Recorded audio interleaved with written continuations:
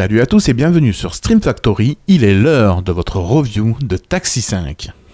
Taxi 5 donc réalisé par Franck Gastambide, produit par Europa, la boîte de production de Luc Besson.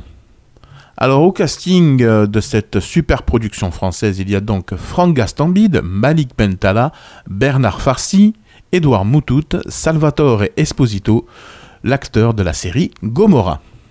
Il y a aussi des guests dans cette suite de Taxi. Il y a donc Soprano, Bengouz, René Malville, Élise Larnicole et Ramzi Bedia. Cette vidéo va s'articuler en 3 points. Premièrement, résumé du film. Deuxièmement, analyse. Et troisièmement, la notation. Sylvain Marot, qui est joué par Franck Gastambide, est un pilote d'exception et un des meilleurs policiers de la ville de Paris. Mais, à cause de ses méthodes borderline et à cause qu'il a fricoté un petit peu avec la femme du préfet, eh bien son patron l'oblige à quitter la capitale et il est transféré dans la ville de Marseille au commissariat municipal. Pour son premier jour de travail dans la ville de Marseille, Sylvain fait la connaissance d'Alain Trésor, notre cher vieux Alain, l'un des seuls rescapés de la première équipe des taxis. Lors d'un contrôle de routine, Sylvain est littéralement renversé par un chauffeur VTC qui est conduit par Malik Bentala, qui interprète le rôle de Eddie Malouf, qui n'est autre que le petit-neveu de Daniel. S'ensuit alors une course-poursuite dans les rues de Marseille, course-poursuite qui finira sa course dans le Vieux-Port, bien entendu. Nous passons à notre bon vieux commissaire Gibert, qui n'est plus commissaire, qui est maire de Marseille et qui doit faire face au sévère gang des Italiens qui est mené par un ancien pilote de rallye italien et qui braque un petit peu toutes les bijouteries de Marseille. Et eu vent de l'arrivée de Sylvain, eh bien notre commissaire, notre maire Gibert, qui fait appel à son flair légendaire, demande à Sylvain de gérer l'opération qu'il a nommée lui-même l'opération Mafia. Alors Sylvain donc, se met au travail tout de suite, il travaille un petit peu sur les pistes, comment il va faire pour arrêter ces Italiens qui opèrent en Ferrari et en voitures surpuissantes. Et vu que la dotation des voitures dans la ville de Marseille n'est pas super, Alain qui passe par là lui raconte un petit peu toutes les péripéties de Daniel et Emilien et qui lui dit un petit peu que ses copains ont réussi à arrêter tous les gangs qui ont pourtant eu des voitures très puissantes avec un taxi survitaminé. Grâce au bras cassé du commissariat de Marseille, Sylvain découvre que Eddie Maclouf est le neveu de Daniel. Ce dernier est donc appréhendé et amené au commissariat. Pendant son interrogatoire, Sylvain lui propose un deal. Si tu me retrouves le taxi, je passe l'éponge sur toutes tes bêtises et on repart de zéro. Mais ça va être très difficile car le taxi a 200 000 bornes au compteur et surtout, il est au Maroc, conduit par Fatsa, le comique marocain que l'on voit souvent avec Jamel Debbouze lors du Marrakech du Rire. Alors tant bien que mal, Eddie arrive à rapatrier le taxi et s'ensuit tout de suite une course-poursuite. C'est Sylvain qui prend les commandes car Eddie ne sait pas trop bien conduire. Et c'est une course-poursuite entre deux Ferrari et notre bon vieux taxi. Mais le taxi, eh bien, il porte le poids des années et de ses 200 000 km. Il manque de puissance et il est semé au dernier moment à cause du passage du tramway, ce qui rend fou de colère notre ami Sylvain. Mais Eddie a une idée. Sa frangine est une des meilleures garagistes de Marseille. Il est sûr qu'elle va pouvoir le retaper. Et il l'amène un petit peu ce taxi donc à son garage. Sylvain, joué par Franck Gastambide, tombe littéralement la bouche dès qu'il aperçoit la sœur d'Eddie. Ce qui va donner une scène un petit peu très savoureuse entre les deux. Pour retrouver ces fameux Italiens, Eddie emmène Sylvain chez Rachid, gérant d'une pizzeria un petit peu louche qui sert de couverture à un trafic d'armes, de drogue, ainsi que de couverture pour un casino, qui donne une scène vraiment très bonne avec un Ramzi Bedia au top de sa forme. Ayant eu par Rachid l'information que les Italiens s'entraînaient sur un circuit non loin de là, Eddie s'y rend avec le taxi revitaminé par la sœur d'Eddie pour attirer leur attention et s'ensuit une course entre les deux véhicules italiens et notre fameux taxi blanc. Le taxi blanc qui a gagné de la vitesse grâce à Samia. Et le taxi n'est pas ridicule face aux deux véhicules italiens, ce qui fait dire au chef des Italiens de donner rendez-vous à Sylvain lors d'une soirée qui se passera dans une grande villa avec beaucoup de faste.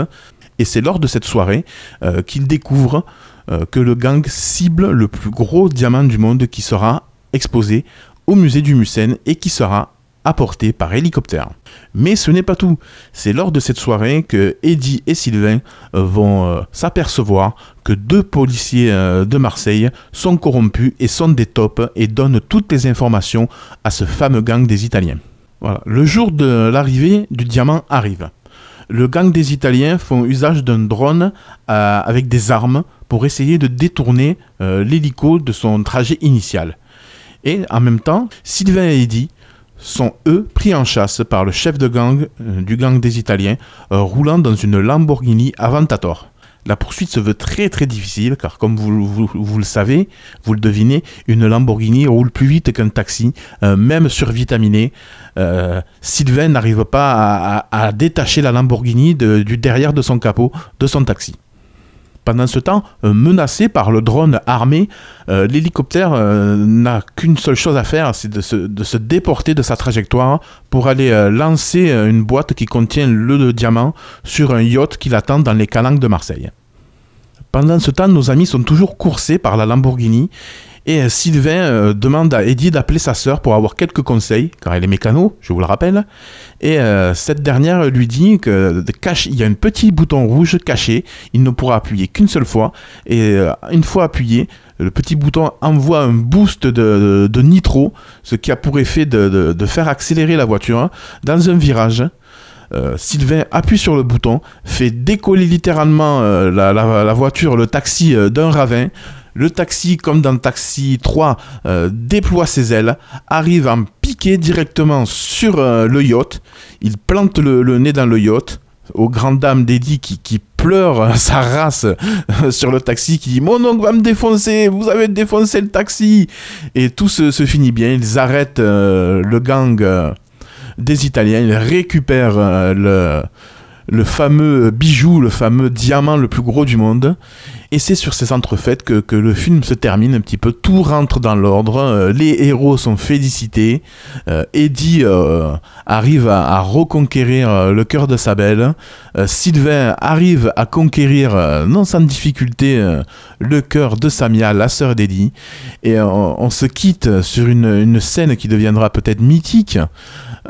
Sylvain a réquisitionné la Lamborghini pour pouvoir repartir chez lui et Samia arrive avec une surprise, un nouveau taxi. Alors est-ce que ça ouvrira peut-être la porte à une suite, on ne sait pas.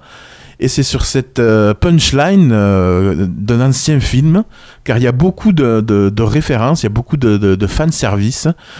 Samia arrive et dit « Alors les petits PD voilà, comme Daniel dans les précédents films Taxi. » Et c'est ça qui est vraiment super. Allez, on va passer tout de suite à la partie analyse. Alors voilà mon analyse qui va être très très rapide. C'est un excellent film. C'est un très bon Taxi qui se rapproche un petit peu du premier, donc du meilleur Taxi, qui fait moins parodie que les autres, parce qu'il faut dire que le 2, le 3 et le 4 tiraient vraiment sur la parodie. C'est un excellent film, un excellent scénario, réalisation, les images sont époustouflantes. Les cascades sont vraiment magnifiques et bien amenées. Il y a un humour grinçant de Frank Gastambide et de tous ses acolytes. J'ai vraiment aimé beaucoup. Et tous les nostalgiques du premier Taxi se retrouveront. Il y a un esprit Taxi qui se dégage de ce film. Alors je vais noter, maintenant on va passer à la partie notation, je vais noter ce film donc sur 4 points bien distincts: le scénario, la bande originale, l'intensité et les punchlines. Alors la première note, ce sera la note du scénario original de Frank Gastambide. Je lui mets un 8,5 sur 10. Ça suit, c'est une suite directe des Taxis, sans vraiment trop copier les autres. Il apporte sa touche personnelle. Ce n'est que son 3e film, pourtant c'est une réussite. Alors pour moi, voilà, 8,5 pour le scénario qui est vraiment travaillé, qui est bien fouillé, qui est bien fourni. On retrouve des codes des anciens Taxis, mais une nouvelle patte et une nouvelle équipe. Vraiment très très bien.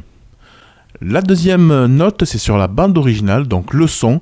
Alors un mélange d'ancien et de nouveau. Alors dans l'ancien, c'est très très bien. Il y a les reprises de Eloquence et Kelia, il y a les reprises de Def Bond et Karine, le fameux titre mythique Tu me plais mais t'exagères. Et il y a aussi la nouvelle génération avec laquelle j'ai un petit peu de mal, surtout avec la chanson de l'Algérino et les chansons de Jul. Alors c'est pas vraiment tellement les chansons qui me dérangent, c'est surtout l'utilisation à outrance du vocodeur. Le vocodeur, les gars, j'en peux plus. J'en peux plus, ça tue des générations d'artistes, je n'en peux plus de ce vocodeur. Donc pour la BO, ben, je suis désolé, je mettrai un 5,5 pour la BO. Pour l'intensité, je mettrai un 7,5. C'est aussi bien dans la réalisation qui est très nerveuse, très punchy. Les mouvements de caméra sont vraiment très agréables. Les images sont sublimes. Donc vraiment, pour un troisième film, c'est vraiment très très bien, Frank Gastambide. Pour l'intensité du film, les courses-poursuites, les cascades, toute la mise en place que ça a dû donner, je donne un 7,5. Et enfin, un élément vraiment important d'un film taxi, un film taxi sans punchline, eh bien ce n'est pas un film taxi. Eh bien là, il y a des nouvelles, il y a les reprises des anciennes, le tout chapeauté avec un humour vraiment spécial, l'humour spécial de Frank Gastambide et Malik Bentala. Alors pour les punchlines et l'humour du film, je mets un excellent 9. Ce qui nous donnera une note moyenne du film de 7,6. Vraiment un très très bon film, très très bon divertissement. Moi, voilà, le seul point noir, c'est qu'il n'y a que la musique qui me casse un petit peu les yucks, voilà, pour rester poli. Allez, cette vidéo est terminée, j'espère qu'elle vous aura plu. N'hésitez pas à la liker, la partager, la commenter et surtout, abonnez-vous à la chaîne. Moi, je vous laisse. Bye bye.